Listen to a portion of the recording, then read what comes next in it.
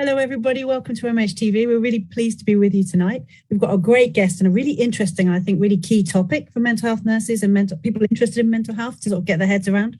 We're going to be talking about therapeutic relationships.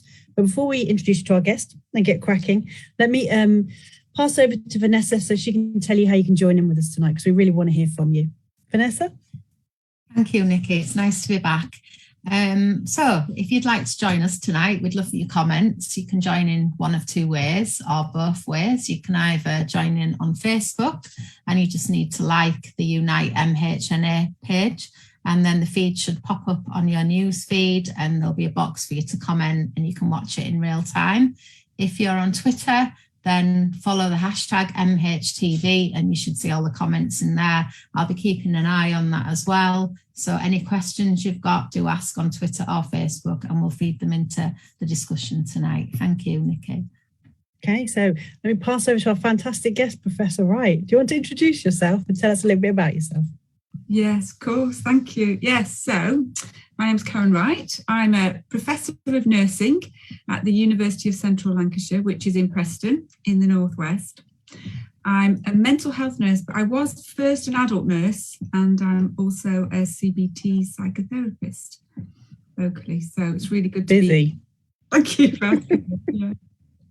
And what we really wanted to talk about, and obviously you've done a lot of research and work in this area, is thinking about therapeutic relationships. So what does it mean? What does it involve? What skills might be needed?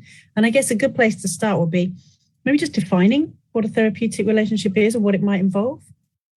Yeah, great question. Thanks, Nicky. I think a therapeutic relationship is a phrase that everybody uses. It's the first line on a care plan, isn't it? Establish a therapeutic relationship, and everybody thinks they know what it means. Yeah. But it definitely means different things to different people, and lots of other phrases are used, like working alliance, helping alliance. Some people use the word rapport, actually, instead. But actually, for me, a therapeutic relationship is a connection that works to enable the person that you are working with to feel that something therapeutic is happening between the two of you, something that makes them feel better, something that in some way enables the person to believe that a connection has been made that will lead them to recovery. And they don't even have to think that in so many words, but it's a relationship that is created by a worker, clinician, a nurse, any sort of health worker, where the whole intention of that relationship is for the benefit of the person that you are talking to. So you've got lots of different things in there, haven't you? So the first thing is the idea that it's intentional, that it's purposeful, that it has a rationale and a reason, and that is for the other person's benefit, for their growth, for their recovery. So how do you establish one then? How would you go about that? Yeah, so that's another great question, actually. And when I started mental health nursing, I said to somebody, I'm not sure that I'm going to be able to do this. It seems to be really, really not so defined like adult nursing. It's not such a list of tasks. It's so ill-defined. I'm not sure I'm going to be able to do this. And somebody said to me, she was called Julie, I did my general training with her, and she just said to me, Karen, just be yourself. Just be yourself. Just be friendly and kind and be yourself. And actually, I think the key to it is that level of authenticity, that level of humanity, that humanness, that acknowledgement that actually we all have that human vulnerability, but actually that warmth and that sense that actually you are pleased to be in the company of that other person is a really great place to start, I would say. Definitely. And one of the things you were saying was about how important it is that it's a two-way experience. I wonder if you could just expand on that a little bit. Yeah, for sure. Because there's two ways of seeing this as well. Because actually a therapeutic relationship always needs to focus on the person that you're looking after, that you're caring for, that you are trying to aid in terms of their recovery. And I use the word looking after, but I think I want to change that actually, because I think it's more about enabling. Really, I think this is my old school nurses hat coming on. Really, that actually it's more about the other person, but the focus should always be on there. And if the focus becomes on yourself, then straight away, I think you've lost the balance. So it's two ways in that both people have to invest in it. But if you find yourself talking about yourself, disclosing too much about yourself, then actually it stops being therapeutic. So I would invest in it in terms of giving time, giving energy, giving focus, giving good eye contact, looking like I genuinely am interested in you. You know, what you've brought into the space with me is something that we both are working on. So I think that it's about investing on whatever the service user needs you to work on with them, rather than being too sharing about yourself. And that's where the two-way process comes in. It's the catalyst for making the intervention. Yeah. And that's interesting, isn't it? Because I think a lot of times, I work with people who are maybe just starting out, thinking about therapeutic relationships, and they want to know the list of rules. So what can I say? Do I have to say my surname or not my surname? Do I say where I live? Do I have to have children or not? And then you're realizing actually what you're doing is you're coming at it from the wrong angle.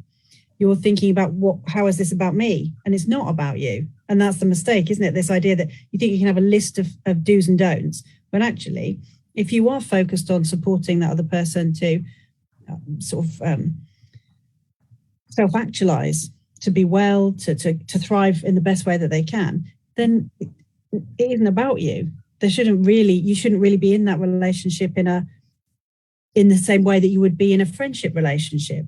You know, when you first meet people, maybe even at uni, when you come to uni for the first time, you have those set conversations that you keep having over and over again, like where are you from, where are you from, what A levels did you do, what A levels did you do? You know, all the kind of questions that layer on top of each other. With a therapeutic relationship, it's not like that. And that can be quite confusing, I think, for people starting out in therapeutic relationships, but also for people experiencing a therapeutic relationship, you know, for service users who maybe haven't come into contact with this before.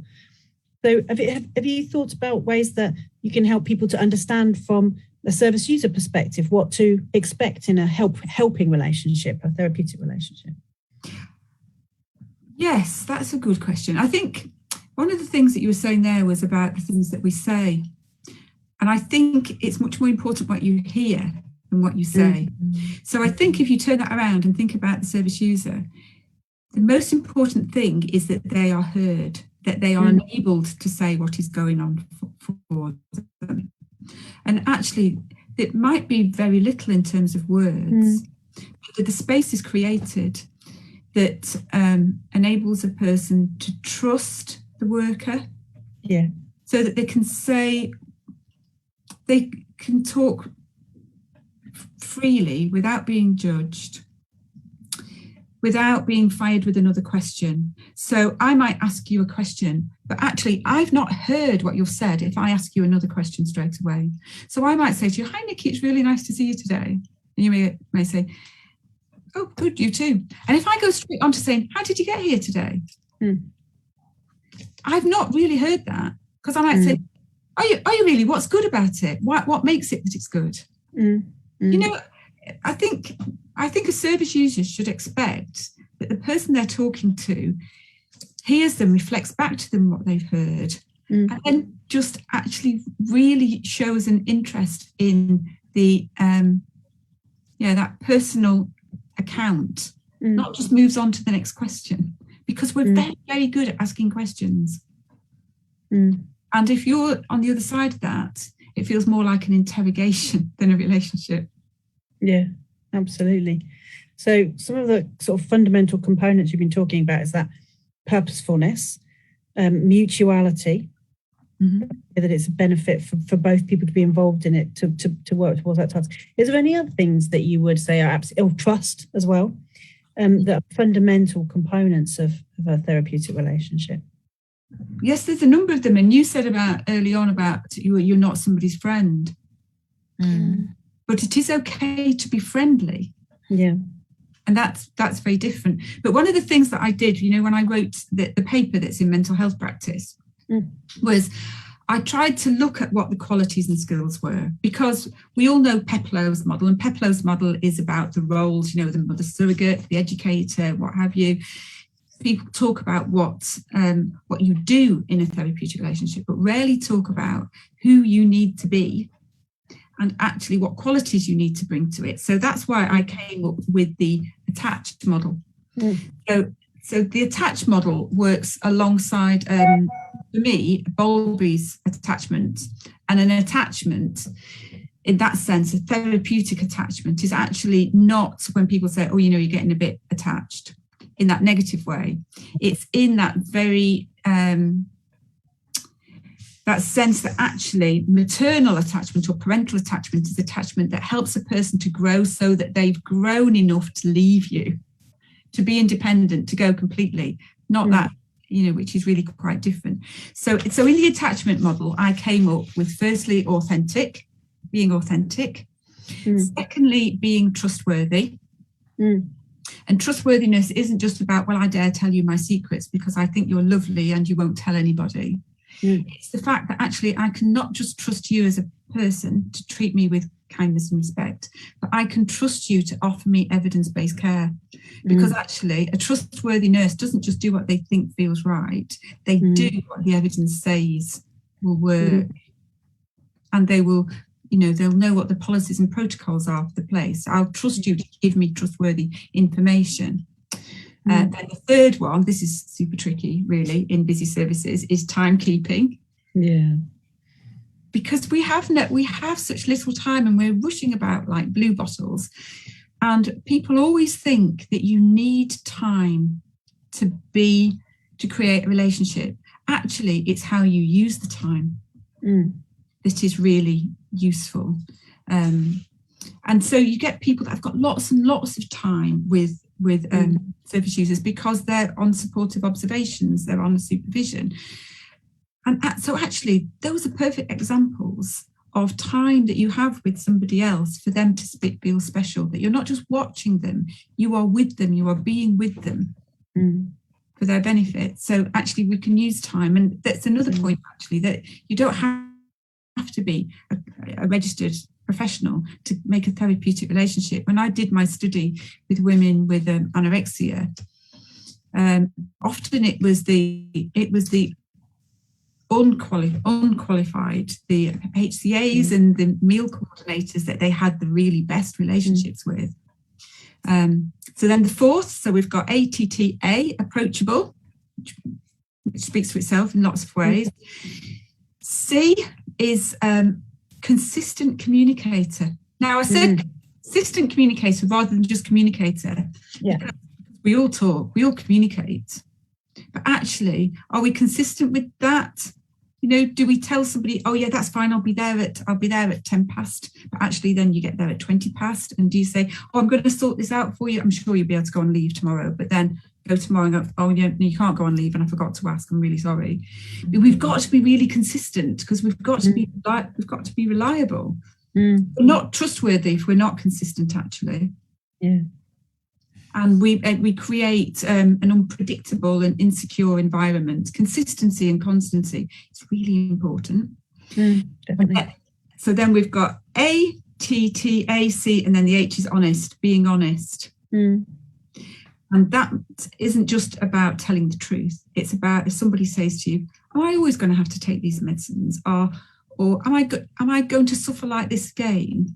You give an honest, heartfelt response to that. So somebody really believes that what's important to them is important to you too, sufficiently that you will be absolutely honest and trust that person to manage the truth in the context of that evidence base and knowledge about how we will continue to provide or whatever for that individual. Yeah, definitely. Honesty is the key, I think, in lots of ways. So that's the attached model, and that's not about what the therapeutic relationship is or what you have to do. It's not about tasks. It's about, individual qualities and skills. And I think that being is often quite complicated because it feels like you feel they need to be doing something instead of being something. Yeah. And it can be quite anxiety provoking to know if you're doing it right. So how do people know, do you think, that they're in therapeutic relationships which are positive, which are working? How would people understand whether that's working for them or working for the other person? Let's think about that. Okay, then. So let me talk to you about Bourdin's model, because I think this will click in well to this. So Bourdin's model of the working alliance is that there are three elements to a working alliance, which is the same terminology really for therapeutic relationship. One is the bond. And the bond is what we often talk about, isn't it, in terms of therapeutic relationship. But the other two are the goal and the task. Now, each of these things, completing the task, identifying and working towards the goal, and the bond, are all reciprocal roles. But actually, unless you get the bond right, you will never be able to establish the right goal for the person, or be able to then negotiate what the task needs to be enabled to get to that goal, because the bond is the catalyst. Okay. And yeah, I think you're absolutely right. I think as well, but I think as well we can overcomplicate stuff too, don't we? If you want to know if it's working, maybe ask the other person. Well, of course, yes. That's yeah. I can see why you're smarter than me. No, that is the simple answer. When you do psychotherapy training, they always ask you to check out with the other person. Is this working for you? Is this all right? When you left last week, how did you feel? Could we have done anything differently? And that was something that really appealed to me, actually. It really hit me hard. I don't think I was ever asked in my training. Say to a service user, is this working for you? Are you finding this okay? Is it helping? Yeah, is it helping? Is it? But yeah, ask them is a great thing. For sure. Vanessa, if you wanted to come in, please do. If you don't, we'll carry on, because there's a couple more things I think we would like to just investigate. Did you want to come in? Yeah, just want with a quick question so we don't lose it that we've had. And that was about,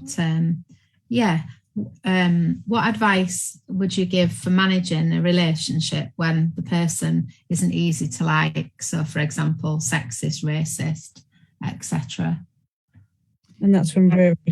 It's tricky. It's tricky, isn't it? And when you look at that, question in the context of the fact that we're told to use ourselves, and we use ourselves all the time. And Travel B talked a lot about use of self, but in many ways we have to maintain the position that actually we don't judge people. But if somebody is doing something that is hurting other people or offending other people, then that also comes down to authenticity and honesty, really. And I think that we should always be authentic and honest. And if somebody is being racist or hostile when you're talking to them, it's good to reflect that back, because they might not even realise. They might not even realise that there was a young woman that I used to see when I was a CPN in Preston, and the receptionist in A&E said to me, "Oh, Karen, that woman, she's so hostile. She frightens me to death. She's really, really angry. She's in my face. She frightens me. I don't really want to have anything to do with her." And I said, "Really? Really?" And it dawned on me that actually she wasn't really hostile and she wasn't really angry. She was terrified. Yeah. But when people are frightened, they behave in ways that actually they probably would prefer not to do. Yeah. And she lost her regard for, personal space. Her voice was louder. She couldn't concentrate. So things came out in a sort of a shortened, abrupt way. And so actually sometimes I think we have to think, is this person behaving like this because of something that is outside of their control? And how can we help them gain control? And if they can gain control, they may be able to control themselves in this situation a bit better as well. Yeah. But also, it's not our job to like people, is it? It's our job to help them to get better. Yeah, I agree. That's, I think, no, I quite agree. I'm just thinking about working with people in prison, really. You might be supporting somebody who's, committed the most horrendous crime. But I think for me, it's about being able to put the crime to one side and being able to meet the person where they are now and to focus on that, really. And even, when people commit a crime, there's often lots of factors that, we don't see in the media. It's usually a lot more nuanced and complicated. But I think, certainly therapeutically, it's about, working with a person as they are in the here and now and focusing on the relationship. And I think when you were talking then, I was also thinking about attachment as well. I think that's pretty crucial, isn't it, as well? The sense that sometimes people push you away, but that's because they're used to being pushed away.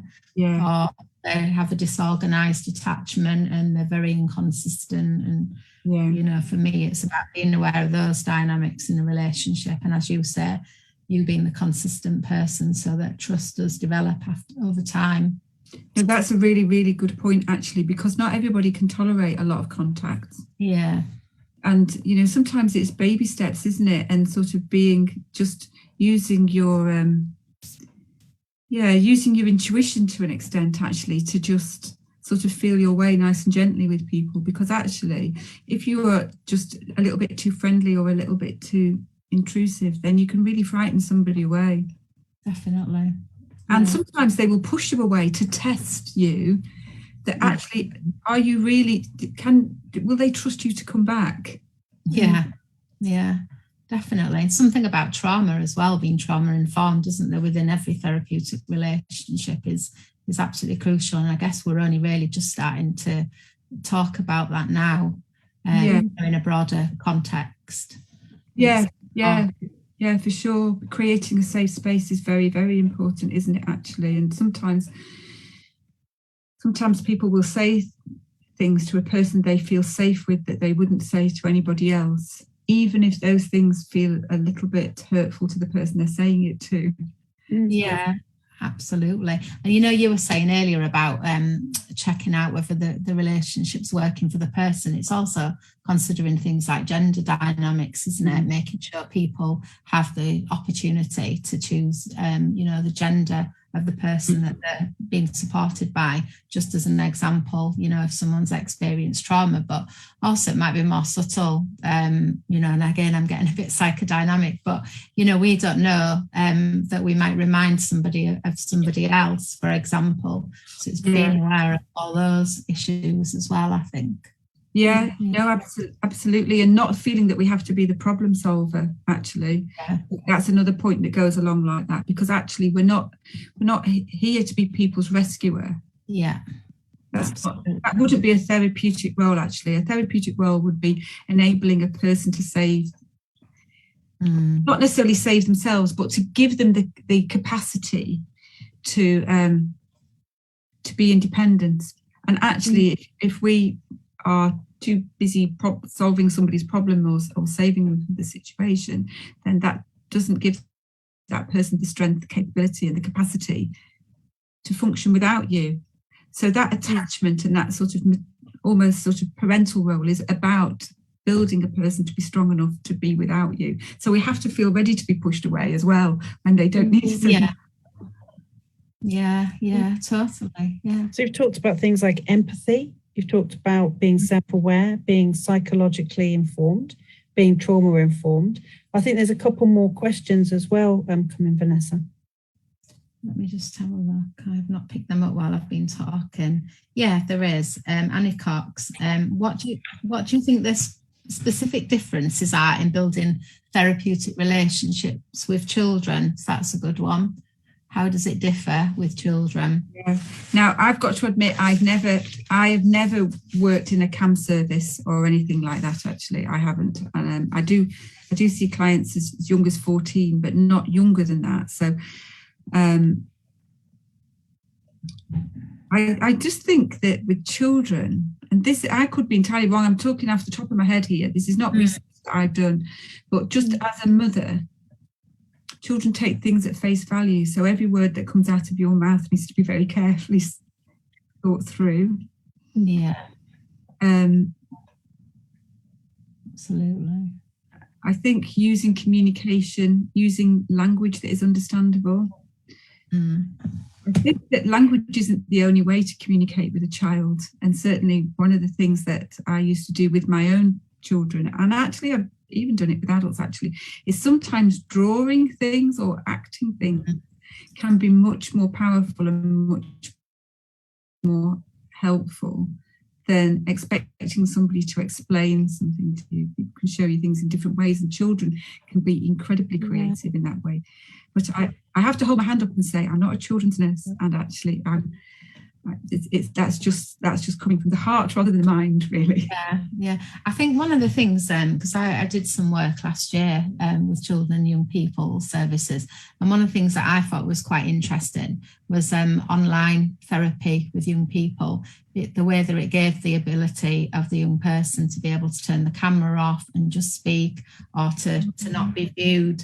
And different ways of, and I guess it applies to adults, but particularly with children, not wanting to be seen on camera, but actually able to develop a relationship as long as the therapist understands that the person feels safer if they're not on camera. So that kind of made me reflect a little bit. To throw that in there. But I think what you said about being creative is probably really key, isn't it? Working with young people. But I mean, play quite a lot in the children's nursing course. I know they use play an awful lot actually, and they learn through play. Yeah, and I've heard about all sorts of things like using Minecraft and things to kind of stimulate discussions. But if people are listening tonight anyway who work with children and young people, do send us your tips in. We'd love to hear from you. Yeah. Good question, Annie Cox, then. Yeah, thank you. James, a couple more. Oh, yeah, let's see, where are we? I'm not sure what that means in context. It's very tricky when you are not sure to pry too much. I'm wondering if that's like in response to something we've said.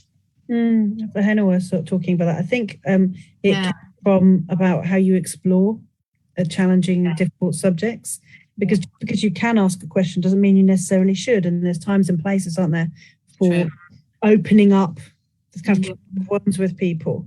So you will not, if you're a newbie, the things that you will not be thanked for by your colleagues are if you start an in-depth, distressing conversation about someone's past history of trauma just as we're about to change shifts, or just as you're about to go off and leave it for the next team to sort out. So just because you can ask something, just bear in mind if it's in that person's best interest for you to explore that, because sometimes I think when people are new to mental health, the headiness of being able to read notes or know all about somebody or the side of them that's captured in their notes, which is not all about them, be quite intoxicating. But it's a privilege, not a right, to know about people's pain. And I think it's when you ask and whether it's actually in that person's interest really should guide you as to whether you ask questions or not and how you ask them.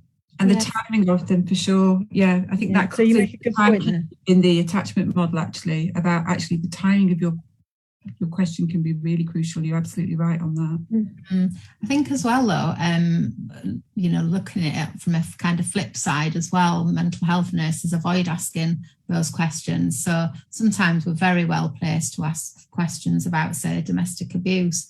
And, nurses can be quite reluctant to ask those questions because it opens up a can of worms. So I guess it's also about, helping us kind of understand how to ask those questions. And as you say, context, and then what you do once somebody's actually opened up. It's one thing asking, but when somebody opens up to you and tells you this stuff, then, where do you take it next? So I think they're really important aspects as well.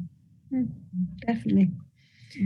I've got a question from Michael Haslam. I wonder how much of our effectiveness as mental health nurses might be attributed to therapeutic relationships we build rather than a specific approach or therapy we deliver. So that's one for you both there to have a think about. What would you say to that? Well, I would say thank you, Michael. Michael's my PhD student, so well, that's going to help you, Michael. Well done, you. Hello. Yeah, good question. Yeah, I think what I would say is it's a bit like that bond, task, goal, that Boden's model. Actually, if you don't have the bond, nothing else is going to work. But actually, Yolom said that the therapeutic relationship can be healing in its own right. And I do believe that, because actually believing that somebody cares enough about you to connect with you, to help you in your journey to recovery, can sometimes just be that catalyst to lift you and help you to gain the motivation, the strength, the openness to that path to recovery. So yes, thank you, Michael. Yeah, and then I would add like a really specific example about working with people and supporting people when they're in prison or other health and justice settings. You know, sometimes being that only person that brings sort of warmth and humanity and is consistently going to see someone, it's not about getting there and delivering you know, a really skilled therapeutic intervention using a particular model. Sometimes it is just about, you know, being consistent, going to see someone, being compassionate, and you know, like we said before, holding space and listening to people, and that can make a massive difference. And you know, it gets undervalued, I think, a lot, but I think it's something that I think we can't, you know, emphasize enough. And I think it's, for me, like working in prisons was when I realised how sort of skilled mental health nurses are, because there's so much focus on us being able to use CBT and solution therapy and everything else, but actually the humanistic aspect is often what changes people's lives and makes a difference to people, and it's really important. No, you're absolutely right there, Vanessa, and actually that element of reliability just keys so much into sort of trustworthiness, doesn't it? I think so. Rory's brought up the work that Carl Rogers did around the importance of the individual rather than the therapy itself. And has said, you've made her head spin. Oh, that's good. Yeah. That's a good thing. So how would you prepare then as somebody who's about to engage in a therapeutic relationship? Because both of the things you've talked about, you know, the idea about being really present for somebody, being able to really listen to somebody, those things are actually quite exhausting if you're doing them for a whole shift. So how do we look after ourselves? How do we keep that therapeutic relationship on the road? I thought maybe both of you would like to have a bash at that one. How do we manage it? In terms of keeping it going? Yeah, how do you prepare yourself to engage therapeutically with other people and sustain yourself when you're actually constantly doing something that requires emotional effort and labour on your part? Shall I answer that? Yeah, I'll come to me in a second. Because you're right, it is exhausting. It's a bit, I often relate it to phenomenology, because that's my research method of choice. And actually I was really taken by the principles of the philosophy of phenomenology when I did it for my PhD thesis, in that it's actually about stepping into somebody else's world, accepting it as it is, and valuing it as it is. And actually, when you do that, it can have an impact on you. It really can. And even when I think about doing research interviews, so for example, when I remember talking to one of the women in my study who had anorexia, she was a ballet dancer. Her BMI was about 11.5. She was skeletal. And one of the things about being a researcher is you think, yes, you connect to relationships, but actually nobody expects you to do anything afterwards. You go away. There's no responsibility on you to do anything except be in that moment with that person. But entering that person's world, entering her world, she said to me once, I don't even know why you're bothering with me, because and she used this phrase that still, it cuts me when I say it out loud. She said, I'm slug slime. And I remember holding it together whilst I was talking to her. And I'd been a nurse for 30 years when I was talking to this young woman, this beautiful young woman with so much potential and so articulate, said this to me. And I held it together when I was with her. And I was not there as long as I would be on the shift. And then I got into the car and I just sobbed. I just sobbed, actually, because when you're in the presence of that absolute honesty and openness and sort of peeling back the layers and somebody just sharing something with you that is so so raw. If you are really there in an authentic way, you're not wearing a suit of armor. You can't be impervious to it. And I think if you were impervious to it, then you'd probably be heading towards burnout, because that's when you stop being able to really be authentic and caring. But yes, we have to look after ourselves. And that doesn't mean looking after ourselves is one of the things everyone says, we have to look after ourselves. We have to learn to be resilient. But actually, yeah, we might have to learn to be resilient, but actually the services that we need to work in need to make it possible for us to be resilient. Actually, that's not just down to us being strong enough to get through a shift and then being able to practice mindfulness, maybe putting some nice relaxing music on the car. We might be going straight to pick the kids up from school, making dinner. We might have elderly relatives. When do we look after ourselves? So I would say it isn't actually just about us looking after ourselves. It's about the enablers for that in the service that we are working with, that there are. So I know in East Lancs they had I'm trying to remember what it's called. I think it might be called an oasis or a crisis room or somewhere where actually when you feel that things are just weighing a bit heavy on you, or you just need a bit of time, you can take yourself away and go in the room, shut the door for 5 minutes and just take a few deep breaths, or actually just go to a person and say, look, I'm sorry, I just need a few minutes. So I really don't think it's something that you have to do, because I don't think that we can be held responsible for just looking after ourselves. Our service needs to look after us as well. Yeah, I think you're right. And there's not a one size fits all, is there? Because everyone's different, and not only is everyone different, but you feel differently in every therapeutic encounter, don't you? Not everybody pushes buttons, but some people do. Some people make you feel drained. Some people make you feel anxious. Each encounter is different. Some environments you can't get away, and you're there for intense 7-8 hours, and then afterwards you need to kind of self-care. In other environments you're able to take that time out to reflect and have group supervision and things, and that might be the way that you manage it. So I think every situation is different, isn't it? But the main thing is being aware of it and being aware of the impact. And I think what you were saying about burnout is really important, and thinking about the times in my career that I've worked with people who've been burnt out, and when I've worked in environments myself where I felt like, God, I can't work here for much longer, I need a change of environment, because you do start to feel that I could get depersonalized, because you're dealing with other people's trauma day in, day out, constantly.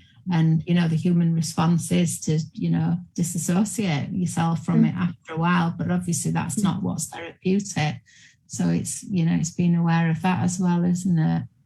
And I hate, the resilience word. It's just hateful, isn't it, really? Because it does completely put the responsibility on the person, and often it's about resilient systems, not resilient people. And Annie Cox has said, I think we rely far too much on therapy. It's those core, highly skilled communication interventions that mental health nurses own that we need to understand and apply far better than we do. We haven't just developed therapy around these, we've developed a profession, which is an interesting point. There's a question for you both.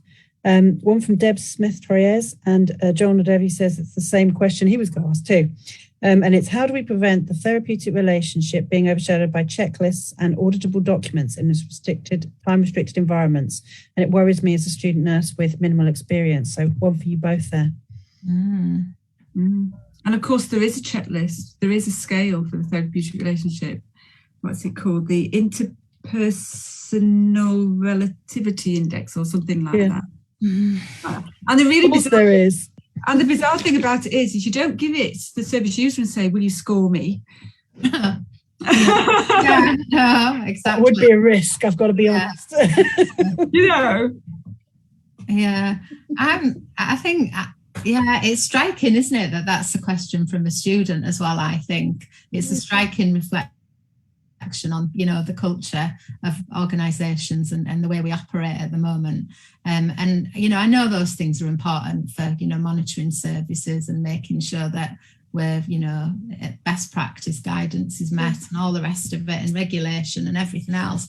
But it's also about, you know, the therapeutic relationship. It can't always be quantified in those terms, can it? And I think, you know, I'm still of the mindset that if I see somebody, I don't take paperwork in, you know, fill it in afterwards and try and concentrate on the encounter with the person at the time. And the reality is that, you know, we have become very kind of paperwork and evidence, you know, based and, you know, target driven and all the rest of it. And we've just got to find ways around it, haven't we? Yeah. Yeah. It's that thing, isn't it? If you've not written it down, you've not done it. No, exactly. I wonder if as well it's an issue for students because they spend a lot more time face to face. And then as you start to do your as you start to become closer to qualification, you get pulled more into paperwork side of things. And it feels like the things that gave you joy, that gave you purpose, are like being snatched away from you a little bit. Yeah, I think you're right. That's interesting. Yeah, no, it is really interesting. A colleague of mine who's also one of my doctoral students, Emma Jones, has just completed a study. She's about to do a Viva, actually. So if you hear Emma, but she is just completing a study that's about the time that student nurses spend with people in forensic environments that carry a diagnosis of antisocial personality disorder. And she interviewed both service users, the men on the unit, and she also interviewed the student nurses. And they said the really valuable things was just doing ordinary stuff, having ordinary conversations, the fact that they didn't carry the keys, so they weren't the jailer. Yeah. They, you know, and they just really, really valued the time that student nurses had and saw it as different and special and not the same as that happens to when people become staff nurses and stay in the office. Yeah. Did you want to add anything to that, Vanessa? Because Rory's come in with a humdinger of a question. Yeah, Emma was one of our part of We Mental Health Nurses as well. So, she contributed massively, you know, a few years ago. So it's interesting to hear that she's coming to the end of her studies as well, and that's great because I remember her talking about it in the early days. So yeah, just to say that first of all. But yeah, I think there is a difference with student nurses, and the danger is sometimes that they're the people that are out there talking to people, and they're not necessarily the people that get in support and supervision. Sure, at universities and things, but actually on wards and things, that they're often, you know, talking to people for long periods of time. And it always strikes me that, and, you know, thinking back, it's a long time ago, but thinking back to being a student nurse myself, I can still remember now, you know, 20 odd years ago, people that I worked with and supported then. And I do think there is something about the relationship you have with people as a student is very different, isn't it? And I don't know how to articulate that, but it's one to think about, I think, because there is definitely something that happens. And I don't think it is just going into the office, is it? I think it's more than that. There's a sort of change in the way that you are once you qualify, that it's very different to how you can be more like human and present with somebody. It might be about humanity, actually. It might be about when you're a student, you're able to meet with someone as a human meeting another human much more. And then you somehow get socialized into sort of being a staff nurse, and there's a different boundary there with people. Maybe it's that, I don't know. It leads us brilliantly into this. I think we're going to have to make our last question. And it's really asking about what are your thoughts on non-human relationships? So, for example, between pets, which I think is one thing, and then robots for dementia patients, experiencing dementia, even computerized CBT. So where does the therapeutic relationship fall into that? Yeah. Gosh, that's a really good one, isn't it? Because there was the study, I can't remember who wrote it, where people were doing online CBT, and they were going to a GP surgery, sitting down at a computer, coming away, and they said the thing that made the biggest difference to them one of the things they said, a huge difference was made by the receptionist who was really kind to them and made a cup of tea. Oh, there you go, yeah. You know, and another PhD student of mine, Laura, who did a study in an eating disorder unit in the Netherlands, they had therapy dogs there, and one of the women there said that actually her constant, who doesn't judge her, who's always there, who shows her love and warmth and protects her, is her therapy dog. I think it's a frightening indictment of humanity when we can be out therapeutically performed by a dog without any training. But there is, I think there's a real difference between living things and non-living things. So for me, a relationship somebody has with an animal where mutual comfort is given and there is it's not a human relationship, but I would say a connection is a helping connection there, isn't it? I don't think you deny that pets can be helpers as well as you can have a connection to something that's alive, but you can't have a connection to a CBT program. And I always really worry about the kind of the idea that someone with dementia isn't valued enough to have human contact. That's what worries me about it. Not like how good the robot might be. The point is it's not real. Yeah, that's what worries me about it. It feels like a holding pen rather than a real experience. But I do understand that people do a lot of research in this area and they have very different experiences. And it's going to be an area of growth, whether whoever likes it or doesn't like it. But I wonder if you guys have any more thoughts on. We've talked about the CBT, but sort of like robot carers and things like that. Can a robot carer ever be therapeutic?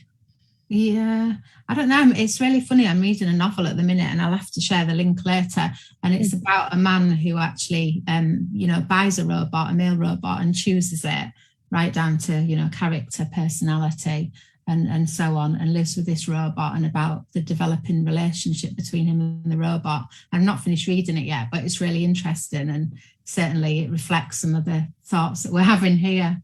So I'll share the link for that. But I'm a bit like Nicky. I'm a bit undecided. I'm undecided about it really, because who knows where we'll go in the future, and what we're saying now, might seem completely bizarre in 40 years from now. But there's something about the interactive element, isn't there, of being able to speak to somebody and know that there's some authenticity in that interaction, that is a real person, not just a robot that's being programmed to respond to you in that way. But I do think that pets and robots are different. But then having said that, a lot of people, the relationship they have with Alexa, for example, people, and it's just a simple thing, but people love Alexas, don't they? Because, So, but I think digressing, but cats and dogs, I think it's different, isn't it? To me, that's very different. The bond I've got with my cat, is lovely. Oh, for sure. I looked after my mum when she was dying for years. I drove nearly over 20 miles every night to help her go to bed. And it's the most important thing you can do, isn't it? Look after her. And I'll never forget, she was really, really poorly. It was near the end. And she said to me, "Do you know what, Karen? I wouldn't have been able to get through this." And I thought she was going to say "without you." She said, "Without Velvet." And Velvet was the cat. So, so she said, "Well, on my own." She sits on my knee and she strokes me and she comforts me. I couldn't have got through this without Velvet. Well, you know what? We're all just parts of a bigger picture, aren't we? We all, not one person, not one animal just sort of does it all. We're all parts of a bigger picture, actually. We really are. But actually, I just thought about another thing about the student nurse, actually, because that one thing that occurred to me about this, and this came out of Vanessa's study to a degree as well, but is that actually, when you're a student nurse, you've got this wonderful privilege of being there to learn, actually, and actually, service users, particularly in environments where they're there for a longer time, like a forensic area, really want to tell you about what's important to them, and you can learn such a lot from them. Yeah. More than we can teach them, actually. So I would say that actually use that time, use that relationship to learn about them, and not feel that you have to be the person with the answers, not feel that you have to be the person that is the problem solver. Just be authentic, trustworthy, approachable, be all of those things, but actually let that person know that you're learning from them. And because of being with them, you're learning how to be a nurse. And I think that is not, they're giving you a gift as well as you giving the gift of care. So that creates a reciprocity, really. I love that. I think because we're getting really near the end, we might need to make that our last idea. Is there anything that you wanted to add to that, Karen? Or yeah, I think just if you can stick with that attached model where you just remember that it's not just what you do, but it's who you are. You know, be authentic, trustworthy, all of those things. Actually, being with the person and be not just doing for them, I think, is the key to establishing that connection, that secure, valuable, precious connection that is the glue to everything else, I think. Brilliant. Thank you. Vanessa, is there anything you wanted to add? Any messages?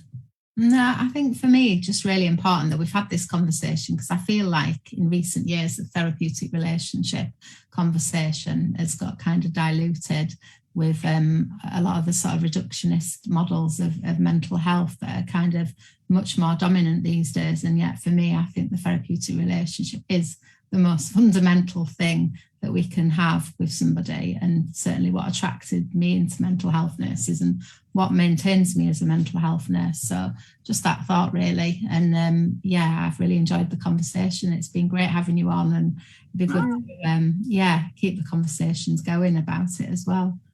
Yeah, thank you. It's been an absolute pleasure and an honour. Thank you. Thank you. Yeah. And there's still questions and things coming in, so we will circle back and try and have a look at those and answer them as best we can. Next week, we've got fantastic Dr. Amy Pollard talking about psychosis and reason and ideas around that, which is brilliant. She looks at that from multiple different perspectives, which will be really useful for people to hear. Wow. There's a couple more comments, which I think I'm going to have to skip over for today. But just to remind you that if you've enjoyed this discussion, like the Facebook page, absolutely tune in next week, so we're around. And also you've got a podcast there as well, if that's something that you're interested in. And if you like it, you can get it onto your phone. So do share the words. And if you are somebody who wants to come on as a guest or you have ideas for us to think or talk about, let us know, because it's a conversation. So thank you very much, guys. It's been lovely to speak to everyone tonight. And we're finishing up now. So good night, all. Thank you. Bye. Bye. Thank you.